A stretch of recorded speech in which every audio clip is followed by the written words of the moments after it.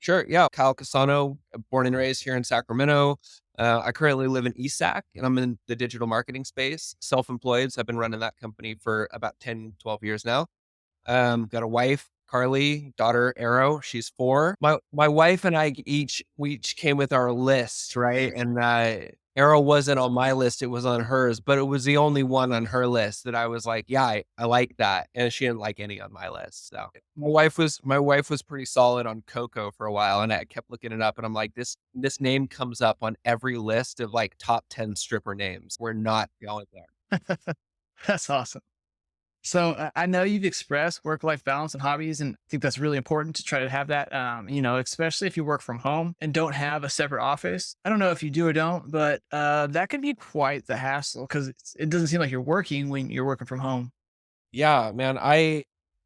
That I'd say work life balance was tough for me. So owning my own business, I got into digital marketing and advertising when I was still a student in like my last year of college actually. And I remember that was like 2008, 2009 when the housing market crashed and everything blew up and everybody was getting fired and laid off and everyone looking for a job like wasn't finding one. And I was graduating at that time.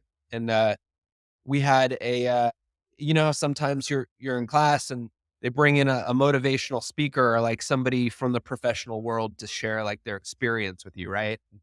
This gal came in and she was working for the Star Tribune, which is basically like the SAC-B of Minneapolis. I went to the Twin Cities University of Minnesota campus, and she came in. She was like, "Yeah, my company's in Chapter 11 bankruptcy, because we didn't figure out how to leverage online advertising fast enough. And you guys are probably going to be working at Starbucks." And she was like, what's really funny is your manager is going to be making more money than you and he's not going to have student loans. And you guys are going to have 100 grand of student loans and be making like 16 bucks an hour. And your manager is going to be killing it at Starbucks. So my teacher was like, all right, that's enough. We appreciate you come in, shoot her off the stage. But before she left, she was like, unless you understand how to use Facebook marketing, because we just hired somebody from 90,000 a year out of college to manage our Facebook. And like that she said it as she was leaving the stage. And I was like, it caught me. I was like, now why would they do that? Why would they pay some kid right out of, college 90 grand a year to manage their Facebook? And it like hit me that the guys writing the checks at the big companies don't understand social media marketing. And we just kind of like took that for granted. We grew up with it, right? Like we just kind of understood that social media was going to be the way that it was. And we knew how to use it and we knew how to like leverage it like going forward. So it was the first time it kind of dawned on me that I'm not taking it for granted, but just understanding that like something that I didn't understand could be used to make money that I understood I could make a job out of it. So I started doing social media consulting and got my first client, moved back to California and started networking like crazy. And this is when I didn't really have a concept of work-life balance. It was just hustle, hustle, hustle. Network as much as you could, say yes to everything, go to every single meeting, be on every single committee and board that you can possibly be on. And I was like waking up at 7 and not coming home till 9 o'clock at night. You know what I mean? And like not eating lunch till 4 o'clock in the afternoon. And just, I had met so many like farmers insurance salesmen that I was like, my head was spinning. Like I feel like every networking event is full of insurance salesmen. Uh, so that was kind of like my life. And I had a couple businesses at that point. One was a political advertising business and one was the digital marketing business that we have now, but we'll take any client under the sun. And in 2016, like it all kind of came to a head. I had 2 business partners and didn't want to have them. And we were all kind of butting heads. And, so I said goodbye to both business partners, left both companies took this one and kind of pivoted. And I was like, 80% of my clients at this company pay me 20% of my revenue.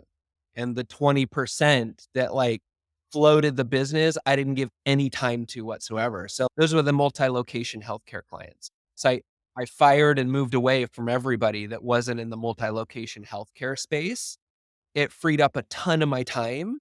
I stopped saying yes to everything. And I was like, no more marketing subcommittees, no more nonprofit volunteer, no more pro bono work. Like I did enough of that and it's breaking my back and I'm not getting anything from it. And I just focused. I'm like, we're only going to do multi-location healthcare companies now. They speak our language. We speak their language. They pay well. Like I got enough time to focus on those clients for what they pay. Um, and I also went through a divorce in 2016 and like pretty quickly figured out like what I wanted out of life and what I wanted out of work. And I just kind of went for it. So it's like the opposite. I was like, I'm going to stop hustling and spend more on like where I get the joy out of. So like my shift and my focus turned like less to making money and hustling and that vision of what success is, money, the nobody cares, work harder mentality to the, well, damn, I care, and I'm tired of working for nothing. I'm going to focus on being happy and see where that kind of takes me. And, man, I've never looked back.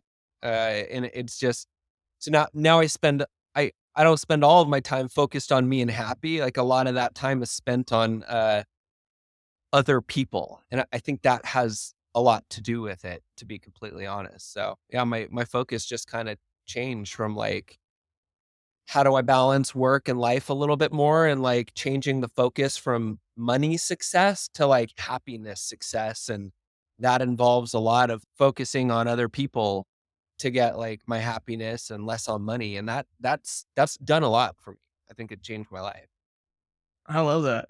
And before we move too far from that, if it's not too much to ask, can you tell us, I mean, what it looks like to be you? Maybe like what a day in the life looks like for you? And then how much free time do you have for other people?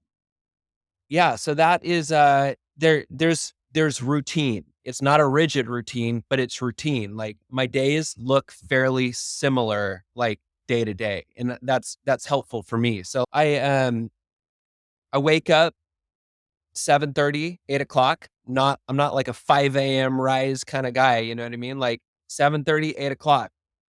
Make the bed almost every day when my wife doesn't make it. Um And then I do like breakfast with the family, right? So I'll get up, do some emails and stuff on the phone. Wife will start making breakfast. Like I'll start tidying up the house. So there's a routine in the morning that doesn't like just immediately delve into hustle, right? That's different than it used to be.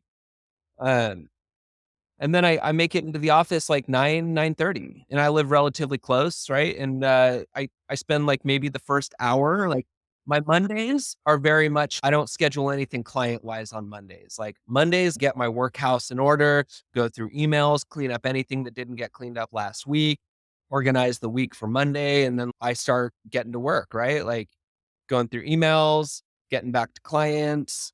On Tuesdays, I have a regular meeting with my work business partner, and we go over the accounts for the week and anything that we need to coordinate on. And then I basically set the week. Um, I don't know if you know this, Kevin. Maybe you do, but I'm in a recovery program. Also, I've been clean and sober for 17 years now. In August, yeah. And that has a big place in my life too. And if I'm speaking out like what it's like to be me, I'll tell you that like I basically center everything in my life around the recovery program. So like work comes second to that. Like family comes second to the recovery program. And my thought process there is that I don't have work, I don't have family, I don't have the house, I don't have the cars, the toys, the job, the anything without the recovery program. So like I have a regular Thursday night men's meeting that I'm at pretty much every single week, like rain, shine, whatever it is. Like I do pretty much anything to make it to that meeting. And it's a meeting with some guys or that are solid in recovery, and I just base my life around my recovery program, and I pretty much find that if I don't take myself too seriously and I put recovery first, and I don't spend a whole ton of time like trying to shape and make stuff happen in my work life, like it all just kind of falls into place. And like when I take myself out of a lot of the equations every single week and just kind of like give it up and just say whatever is going to happen, stuff tends to work out. There's a lot less stress in my life, and so that's what it is, man. I'm a 9 to 5, got a steady routine. There's a good balance of family in there. There's a good balance of not stressing and taking myself too seriously, and there's a pretty solid balance of recovery in there. And then I spend the weekends with my family and try to make some time for myself too, and, motorcycle trips and working in the garage and stuff like that. And there's a lot to keeping it simple, I found. That's awesome.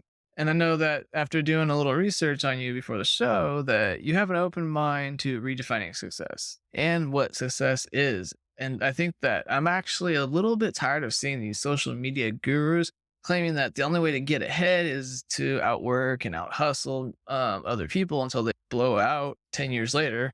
What's your take on that?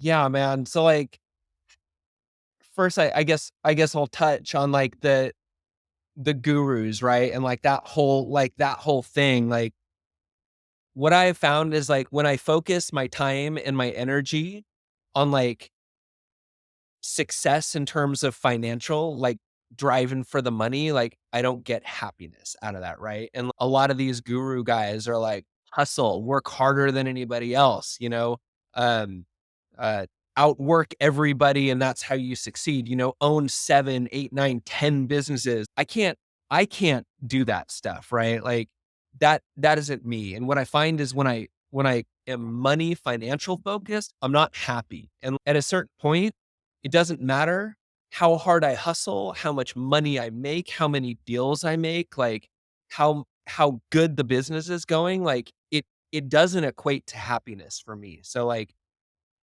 success, when you hear people talk about it, like, oh, money, money, money, they just assume, well, that's where the happiness comes from, right? In my experience, that has never been the case for me. So my focus now in terms of success is focus on being happy, focus on giving back to other people, your time, your energy, focus on family. And what I find is like the money and the success and the work kind of comes along with that stuff. Like it's not, the money isn't rooted in happiness. So when I focus on the selfless stuff and trying to focus on family, and don't get me wrong, like I'll speak as if maybe my wife is here. Like I I have some selfishness to me too. I think my open-mindedness comes from when I'm reminded, "Hey, Kyle, you spent 10 hours in the garage today. Maybe you should come inside." Like the open-mindedness comes from, yeah, she's right about that, right? Don't fight it. So, yeah, man, my success, my shift in like happiness has come from focusing less on driving money and building the bank account and more on being happy and stress free. And what I found is when I focus on that, dude, the money comes along with it. So, um, that's what I would say. Focus on being happy and giving back to other people, and I think the success comes along with that. I think with a lot of even podcasts like we're doing now, but a lot of short form video and stuff too that the younger people are consuming, they don't know that a lot of the happier and older successful entrepreneurs usually say that money just amplifies how they are and it's not an actual connection straight to happiness, right?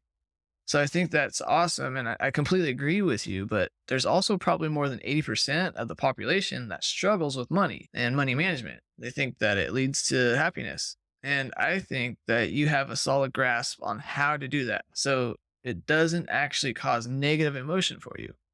Maybe give the listeners some tips and strategies on how money actually works for you. Yeah, so I have I've learned a lot about money from, older people, I could say, right? Listening and being open-minded, right? So one of the biggest things that I think I learned and put into play when I was maybe in my early 30s is like saving and investing. And not investing in like a deal here or there.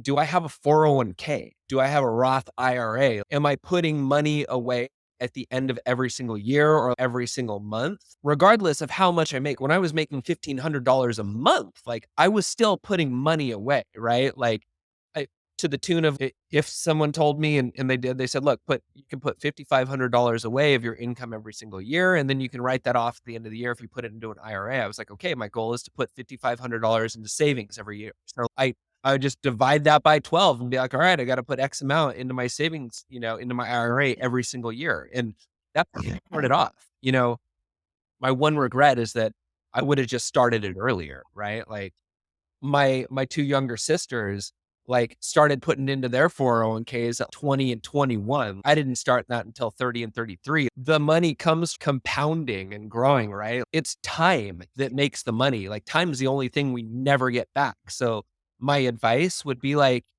not even find, invest in like real estate, invest in startups, like invest in crypto, invest in stocks. Like that's not even my advice. My advice is like, dude, start a freaking 401k, do it young and kick in. You know what I mean? If I had just done that 10 years earlier, who knows what it would look like today? You know what I mean? So that's some of the stuff I do.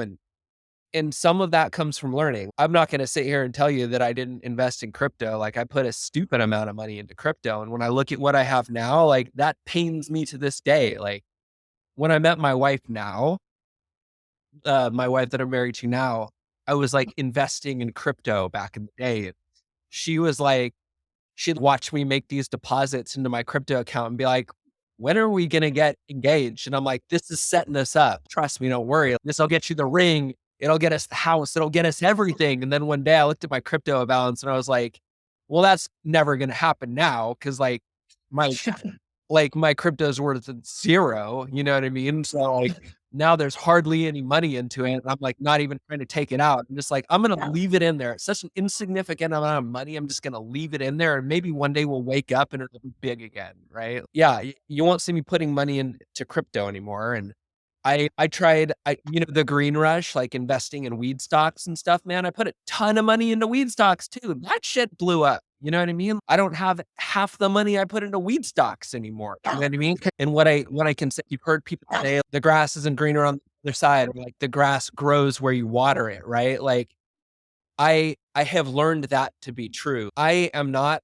a crypto investor. I'm not a stock trader. I'm a digital marketing and advertising professional. Every time I get outside of that, I lose my ass. So if I don't focus on the quick money deals and I focus on like where my bread and butter is and I nurture that and I put my time and energy into there and I grow that business with the good work-life imbalance and the vision of success being on the happiness, I don't lose my ass and my money, right? Like the money to put into the 401k and like the savings account is always there because I'm not blowing it. Like I'm, it's not what you make, it's what you save. And it's not what you spend and lose, right? Like it's not what you make, it's what you save. So I think for the average person, that's probably more valuable advice. There are the 1, 2, 3% of guys that are going out there and killing it and like, it's just not me, right? There's more people that lose their ass like me in crypto than there are that make it. And my advice would be like, stop doing that shit. Put the money in the 401k, water the grass where you can grow it and hold on to your damn money for the love of God, so and that's what you said. The guys watching the short clips on the internet, like that's the allure. Oh man, like I see Big a guy time. doing it, like I can do it. My advice is I did not do it. You know what I mean? Yeah, if I could go back in time, Good for you. I wouldn't put my money in weed stocks and I wouldn't put my money in crypto. At the same time, you had to go through those experiences of falling and picking yourself up in order to become the person you are now. I mean, you probably don't ever want to do that again, but you'll end up being a better person in the long run. Yeah, what I've Um, learned is that like I'd rather put my money on me than anywhere else. And I've given friends like money like to invest too, like smart guys. And I'm like, damn, that guy's way smarter than me in this idea. It's a golden idea, right? And I've learned, like 15K here, like 5K here. Like I never saw that money back. like ever again. Right. And what I saw in the beginning through like the pitch and the good idea was like, I learned that sometimes you don't see like what goes into making this succeed, right? Does this guy have it or does he not? Does he have the experience? Does he not have the experience? And sometimes experience doesn't make it. Like no one saw COVID coming. You know what I mean? Nobody saw COVID coming. So how do you plan for that? Like when you invest, it doesn't matter how smart those guys were. Like some businesses just didn't make it through, right? So when it comes to investing today and being smart with my money, I'd rather invest in me, number one. Number two, like I avoid the quick money deals in the stock market and the crypto and whatever's hot right now, like the gold, the silver, all that stuff. I kind of tend to stay away from that. And like I I prefer to put my money like into the market in terms of like my 401k and like my retirements, like build up the retirement. Cause you can get to 30 and be like, damn, I haven't done anything for my retirement. And that comes quick. So Yeah, that's scary. It's all of a sudden it just hits you if you aren't prepared for it. You got to start early. That's what everybody always says. I wish I would have started earlier. I wish I would have started earlier. And like you said, listening to older people, they're the ones that are telling you I coulda, shoulda, woulda. Like just listen to them and you'll be all right. Follow the advice, like you said. yeah, it takes an open mind too, because I generally think 9 times out of 10 that I got the right answer, and I'm so convinced that I got the right answer, and what I find is, like, 9 times out of 10, I'm wrong. I never had the answer, and the answer is something that I never saw coming. That happens more often than I like to admit. I think you gave great advice when it comes to listening to people that are more experienced. And typically that means that they're just older and they've made the mistakes.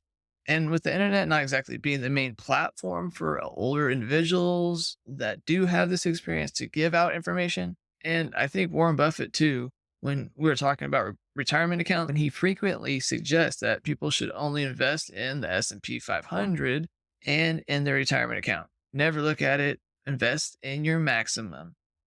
You don't know how to trade stocks unless that's the only thing that you know how to do. So you'll have a better return than anything else. And I really like that you stress those concepts because they're not stressed very often nowadays. You're never gonna beat the market. I tried. I did. Yeah. Hey, but you're probably obviously familiar with the Pareto principle because you've already mentioned the 80-20 earlier. I'm guessing, right? And also the compounding effect. You got so much knowledge, man, and it's cool to see that you actually put it into play because people can talk the talk and say big things, but you're actually putting it into your life and getting amazing results. Plus, look at you. You look happy, man. I love it. One of the smartest guys I know. I think maybe I could credit my success to just surrounding myself with people that are smarter than me and listening to people that are smarter than me. And one of the smartest guys I know is the most humble, minimalistic, like bare bones guy, like undercover millionaire. You know what I mean? You'd never know. Like he drives a Volvo from the 90s, just wears like khaki cargo shorts and has 5 shirts, you know what I mean? And like, one day he said to me, he's like, man, like I just try not to even spend like $100 on the weekend. I was like, what do you mean? Then you go to the grocery store? He's like, well, I mean, I do my shopping and stuff, but just try it one weekend. Try not to spend $100. And I was like, damn, dude, I'm gonna go to Home Depot and drop like 350 today on like yard work stuff. Now he's like, yeah, just don't do that. Just try not to spend $100 every weekend and do it for a year and see what you got. And he said it in passing. He probably doesn't even remember saying it, but I look at him and like that's just the guy that I listen to. You know what I mean? And what I've learned is like, for whatever reason, like people buy and spend and flash and, and like flex. I don't know what it is. Maybe it's an ego thing or something. Like maybe they're trying to fill like a hole or a void or something like that. I don't know, but none of those people are going to bail you out when you find that you haven't saved or like you need money or there's a family emergency, right? Like none of those people that you're trying to impress are going to put food on your table when you really need it. So fuck them. You know what I mean? I stopped caring a long time ago, I think, what other people think or thought about me or to like what other people's vision of success had to look like. And dude, when like the FOMO and like the fear of fitting in and stuff, when all that went away, man, it was like 1,000 tons like off my chest. Like I remember this like deep sigh of relief. Thank God I don't have to care about that anymore. So I don't know, man. Like, yeah, there's a lot to just, so I think there's a lot of humility in that. And I think a lot of that comes from, focusing on other people is like the source of the happiness. That's awesome. We try to touch with every guest, especially when they have something that's really interesting that they do, especially like digital marketing. Can you give us an overview of what the industry looks like? And maybe some specific things that you do that you like about it? Maybe it's something that maybe someone should be looking to do themselves. Yeah, for sure, man. So I guess I start with digital marketing is like, it's a big space.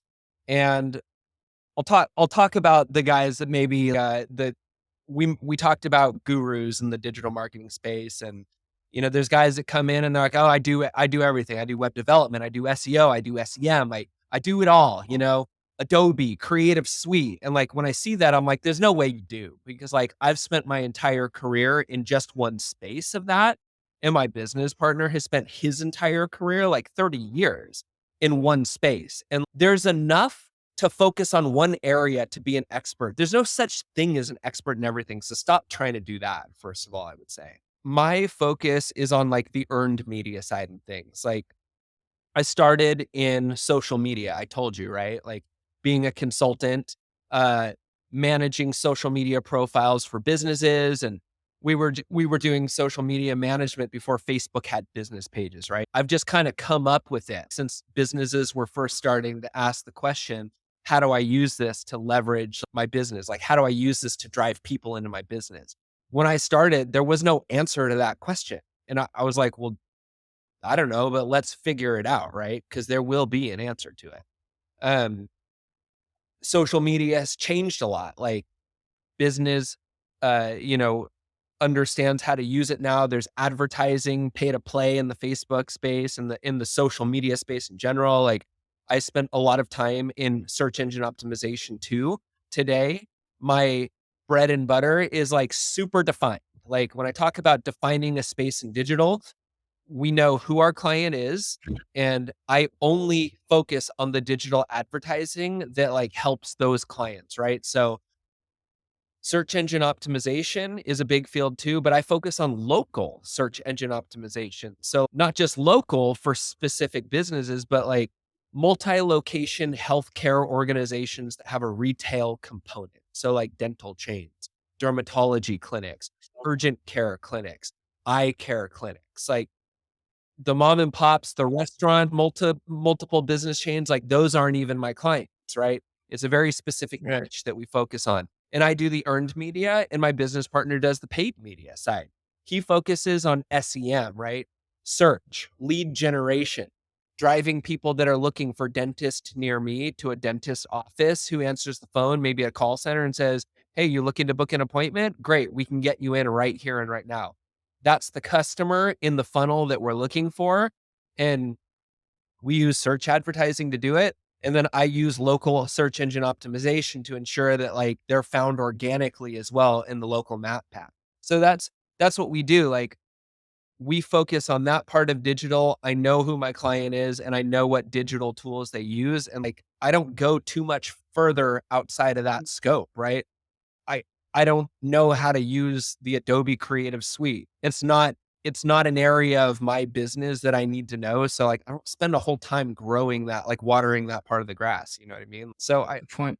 yeah, so I guess that's what I'd say. Find a space that you're comfortable with and that you know and that you grow, and kind of follow the money too, right? Like my business partner sees the advertising side as long term because that's where clients are always going to put their money in advertising. And you have to advertise to reach your customer, right? So businesses are always going to have a need to advertise. I just so happen to understand the organic side of the piece, the earned media side of the piece that benefits the multi-location businesses too, right? Like they want to be found if they're not advertising in a certain market or there's a new market, they also want to be found on the organic side, not just the advertising side, right? So our two pieces of the business really complement each other, and that's how we've grown our business. I love it. Hey, can you talk about maybe talk a little bit about your business partner? Like, how did you guys meet? How did it all come about? Something That that wa that you can was get into. back in the networking phase when I was breaking my back and, like, meeting everybody. We met in 2012, through, he was working at a co-working space downtown, and I was doing networking events at that co-working space. And the owner of the co-working space, "Hey, this guy's super smart, Kyle's super smart, you guys should meet and just talk." And the first time we met, he told me what he did, and I was like, "I don't really do that. I do SEO, and, we don't spend money on on SEM." And he was, "Well, you're fucking crazy and you're doing it wrong." And we didn't talk again for a year, right? And then our paths crossed again. He left probably thinking that we were idiots, and I left thinking like, "Man, that guy was super rude." I'm glad I don't work with him. And then, a year later, we got, an RFP from a company that came in, and there was an advertising piece and there was an SEO piece, and I was like, I'm gonna hit that guy up because he sounded smart. He wasn't super nice, but I'm over that. I'm not looking for nice. I'm looking for smart. And like, I'll see if he just wants to come in as a subcontractor on that RFP, the request for proposal. I'll write the organic piece, unpaid. He can write the paid piece. We ended up getting the bid. We still have that client today, and we still work on that client, and they're one of our best clients. So he and I have been working together. He survived. We have been working together through. There were 4 business partners at one point, and now there's 2 of us. So we've worked together through an ex-wife, uh, an ex-husband of his. We've worked together through multiple business partners and multiple offices. So like, he and I just kind of click, and I've learned a lot from him over the years from like the business and money management side. And I like to think he's learned a lot from me too on the personal relationship side. Maybe he sees it differently, but maybe he doesn't. I don't know. So we just kind of, we've taught a lot to each other over the years, about business, about personal, about work life balance, about finance. And yeah, I just really appreciate the guy. And probably don't let him know enough. Yeah, shit. That's so cool. So to clarify for listeners that maybe have no clue about tech, basically large scale digital marketing is just connecting businesses with the customer, and you're the person that makes sure that happens. Is that right? Yeah. So first, digital marketing and advertising, like, yeah, in the tech space, there's some crossover for sure, but I'm not the guy that you want fixing your computer, right? Like, I I used to get calls. Digital marketing looked very different. Like, when we first started doing it, there wasn't a digital marketing and advertising only business in Sacramento. We were the first one. Um, so a lot of our clients were like other agencies, traditional advertising agencies that wanted to do digital because it was getting bigger, but there weren't professionals in the space that they could hire. Like, they didn't have a digital professional, a digital marketing manager at their office. So they subcontracted to us. That lasted for maybe about 4 or 5 years. Now it's pretty commonplace when you go into a digital marketing and advertising agency, or like you go into a traditional big box agency, there's always a digital person in there now, right? So those aren't our client anymore, right? It's become less about it's become less maybe about technology and more about strategy and just becoming device agnostic, right? So there's an expectation today that a digital marketing and advertising manager understands Facebook. He understands Google. He understands Instagram, right? From a paid advertising perspective. There is also like kind of the expectation that if you're not in the paid advertising space, that maybe you understand strategy a little bit more, when to use SEO locally or non-locally, when to use social media, what organic social media posting looks like, and what sort of social media management sort of looks like, right? Aside from paid. And then there's also this understanding of like, how should the two be married together, right? The strategy of how it all works. That's kind of where I focus, right? You don't want me advertising your paid advertising campaigns, right? You want my business partner doing that. But I'll tell you, this is where you want to go. Yeah, you need my business partner for this to do that, and you need me to do this. And here's how we'll get there, right? So yeah, there's a technical perspective to it for sure. There's a technical piece to it. Um, the technical side of what we would do is like, how do you set up the campaigns? How do you build them, right? How do you implement the tracking, right? How are you gonna How are you going to tell the client you put X amount of money in? How many leads did you get out of that? How much did you spend on each of those leads? And then how much revenue did those leads generate in the end, right? There's that piece. That's really kind of what the technical piece looks like for us, the tracking implementation, and then like the building of the actual campaigns. So there's that side, and it's super important.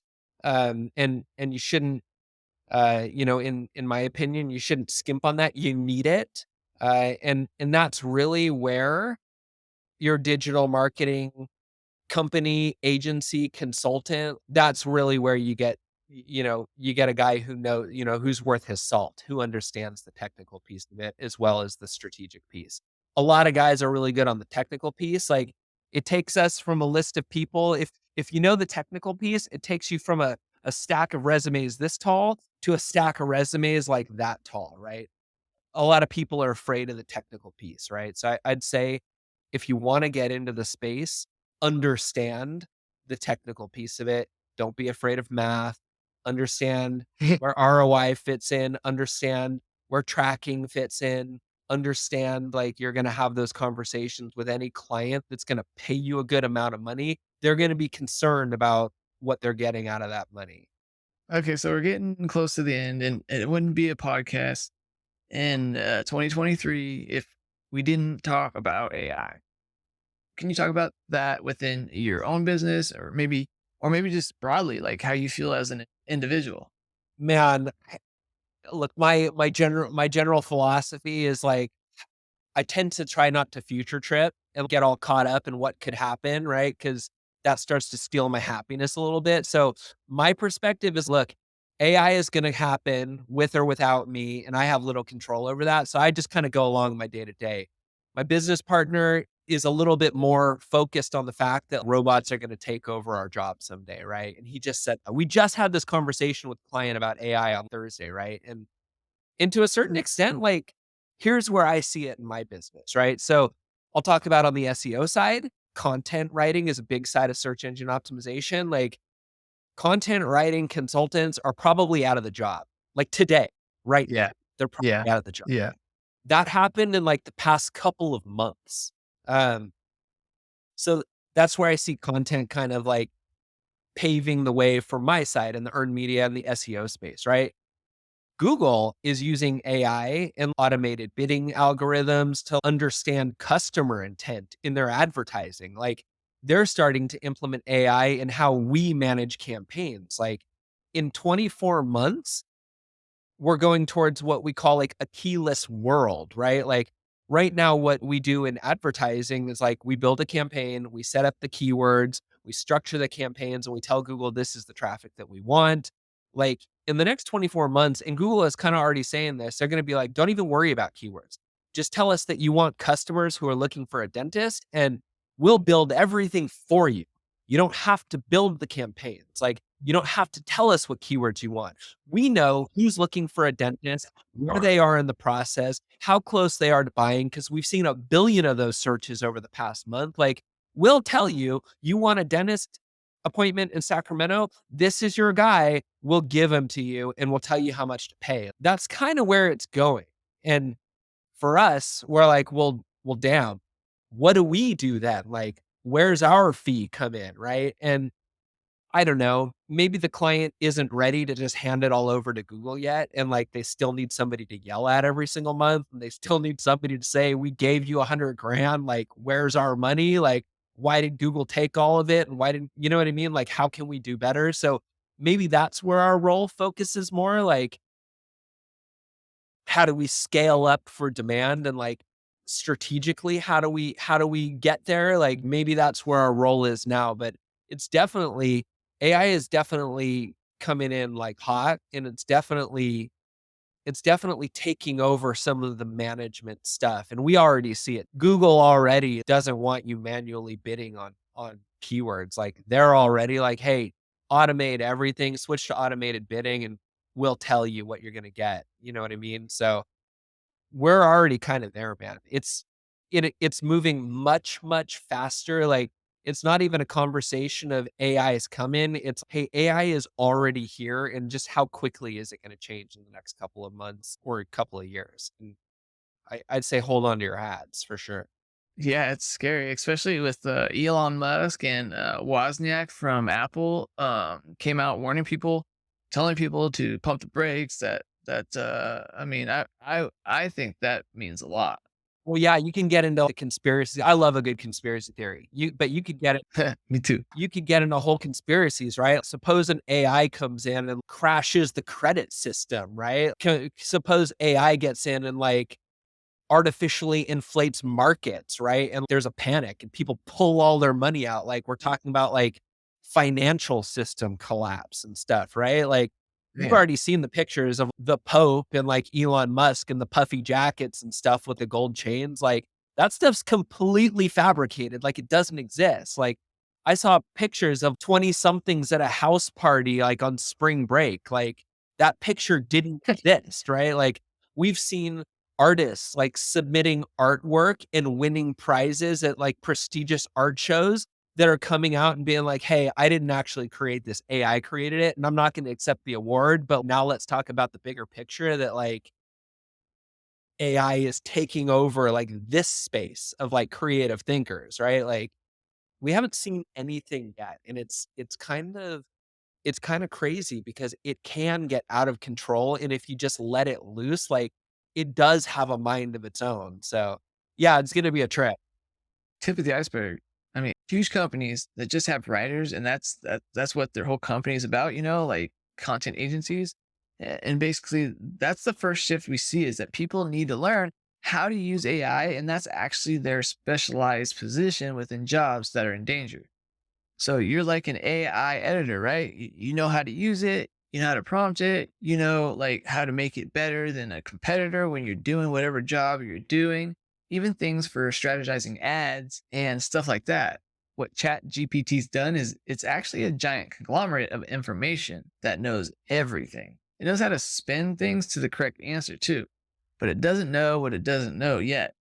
But that's just yet. Yeah, here's where I've been, like, impressed and, like, kinda started tripping out about it a little bit. So, you can ask it a question and essentially and we did this on an SEO project for, like, frequently asked questions. We're like, "Well, let's get" we told our client, "Look, we wanna put FAQ schema on all these pages so that when somebody Googles us, like, we take up more of the page on the real estate." So, we're going through it and we're like, "Okay, well, give us the top 10 frequently asked questions." They can do that. And they're like, "But we don't know the answers to maybe like 6 or 7 of them." I was like, "Okay, well, I'm just gonna ask Chat GPT and throw it in there and see what they come up with." The answers that they gave were compiled from multiple sources on the internet and never existed in time before they scraped those answers together. And they were great answers. We used them, right? And so now you don't Yeah. have a duplicate content issue. You have a unique content and that's checked over by a legitimate dentist for accuracy, and he's going, yeah, well done, right? So that's a real case example of how we've used it. What trips me out is that I was reading something the other day, and to your point, AI doesn't know what they don't know, right? So in a situation, somebody's asking AI to do something. AI couldn't figure out how to do it after a certain number of attempts. What they did is they went on TaskRabbit, AI created an account and hired a person to complete the task that they couldn't complete. That blew What? that blew my mind. Oh, I didn't know that. I did not know that. Yeah, that's scary. Think about that, like, you give a task to AI, they can't figure it out, you're like, "Hi, got you," and AI is, "Well, no, Yeah, I'm yeah. just gonna hire a human to figure it out," and they did that. So I was like, "Alright." That's I was nuts. like, "Okay, we're done, we're out of this." I love the mindset, like, we're early adopters, right? If something comes out, I generally hop on it and try it because I wanna know how to use it, right? And, what I've been doing that ever since I've been in the digital space, right? Coming into Facebook before Facebook had business pages. And what I've learned is like there's a lot of value in early adoption, right? You can say, look, I don't want to mess with that. It's too new and it's not work. Maybe it'll work for us later, but it doesn't work. The sooner you start figuring it out, I think the better, right? So we do that when new ad formats come out on social media or, with Google, we typically try to jump on them pretty quick. If there's a beta we want in it, right? So I'm I'm I'm a fan of figuring out how to use it because the question will be there immediately. Okay, great. AI is here. How do we use it? You gotta get your hands dirty and kind of figure it out. So I'm a proponent kind of early adoption and just kind of jumping in and figuring it out and how to use it and what sucks about it, what's good about it, what's scary about it, what's bad about it, I I like to jump in and just kinda get my hands dirty right away. I think it also has to do with an age thing too. Like us millennials, I feel like that we're more about trying things out and not being scared of the like the boomers are just scared of new and all the technology and all the kind of stuff. Are you familiar with Gary V? No. Gary Vaynerchuk? Yeah, Gary V. Uh, he's big on the East Coast, billionaire or not a billionaire yet, but anyway, he's got his own marketing company. He's huge on social media. If you look him up, you can't miss him. I mean, he preaches all that. Like with social media, he was an early investor into Facebook and other social media companies. He embraces new technology, and it's coming whether you like it or not. And you need to be able to pivot. You need to be able to figure out what works for you. And, not everything works for everybody. Wait, what are your strengths? Figure out your strengths and just do 100% all in on your strengths. Yeah, he's got a point. I do want to ask like a philosophical thing with AI. These people are way above my head, but Elon's always like kind of talk about those things. Like if we start getting close to a singularity with AI, that really does mean that humans don't have too much that they need to do or even figure out. AI will just do it for you. Is that going to be a negative thing for you? Man, I I don't know. I don't know if it's negative or a positive. If we're talking philosophically here, I think it just is a reality of like what life becomes in the near future, right? It's going to have its negatives in that maybe it displaces people for work, but it's also going to create like whole new economies of business around it. You know what I mean? It's just the reality of your situation. Like you can you can focus on, take COVID, for example. Like, you can focus on the negatives of COVID, you know what I mean? Be like, "I'm not buying into it. I'm not getting the vaccine. I'm not gonna mask myself. I'm not gonna stay home." All of this is bad. You can pick sides and you can dig your feet in, or you can be like, "Man, like, there's an opportunity here. There's a whole business to be made out of testing." You know what I mean? I have a buddy that like set up at school testing sites for the government and went around the country for a whole year and made millions of dollars. That's genius. Bought like a 30-foot RV that like you buy at an RV lot and went to the government and said, "Hey, um, I'll bring these to schools and we'll put an RN, a nurse in there, somebody that was doing laser tattoo removal. Like, I'll put an RN in there and she'll administer COVID tests for all of your kids every day when they come to school. So we know they don't have COVID. And here's what we're going to charge you. And by the way, you're going to pay for all the COVID tests, government. And then I'm going to bill you back like for my time." And he did it at one school, got a contract, rolled it out to the whole school district, and then started flying all over the country. He made millions of dollars. Well, I was sitting there being like, I don't know about this whole COVID stuff. You know what I mean? I don't know. Like you, you can, you can, you can be closed-minded to that stuff, or you can look for the opportunities and accept the fact that it's coming whether you like it or not, and you have very little impact on what happens in the world. I don't know, maybe, um, maybe that's naive, I don't know, but my perspective of that is that you need to kinda have an open mind and that you need to understand that, like, the reality is gonna change with or without you, and what do you wanna do? Change with it or get stuck in the past, right? So Great point. Hey, I got a pretty good metaphor for listeners. Some individuals during the California gold rush, and everybody knows people came to mine gold. Everybody wanted to get in on the action. So they came with just a shirt on their back to try to be rich, to change their lives, kind of like the lottery. And some of the people that had the most money that they gained during that whole industry was the people that sold shovels and pickaxes. The supplies, right? Right. I mean, they came there, they set up shop. They're like, this is what's going on, and I'm gonna take advantage of it. I can't change anything about it. Well, that just about wraps it up. Kyle, I can't thank you enough for coming on the show. You're an awesome guy. I really enjoy hearing you talk about your experiences. You're obviously very knowledgeable, very successful, and I'm just really happy to see you, like, post stuff about your family and how well you guys are doing. Is there anything that we left out? Anything that you wanted to add before we sign off? Man, I would just say, don't call me a guru. I'm not an expert in anything for anybody listening. And I would say, don't take yourself too seriously. Be open minded. If you catch yourself being a little selfish, self centered, cut yourself a break and just do the next right thing.